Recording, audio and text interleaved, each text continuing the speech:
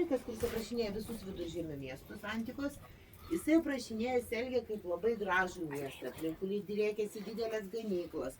Matėt, pravažinėjom ganyklų karvės ganasi. Žinokit, čia mūsų pusėje, Tauro kalnyje, vat kaimuose karvių beveik nieks neturi, Radis ir Ožkos. Čia yra vienintelis kaimas, kur turi daug karvių. Aš jau laisvai šiaip vaikščiu, nes nelabai kur pabėgsi, ganyklų labai daug. Tai vat Strabonas yra aprašinėję tas ganyklas, kad labai draugiški žmonės buvo tarp savęs, bet kariavo su visais aplinkiniais miestais. Miestas šitas buvo Selgė labai sunkiai pasiekiamas, 1250 metrų virš jūros lygio. Jisai buvo labai gerai tvirtintas ir jisai kariavo su visais aplinkui. Jie buvo tokie pakankamai agresyvūs.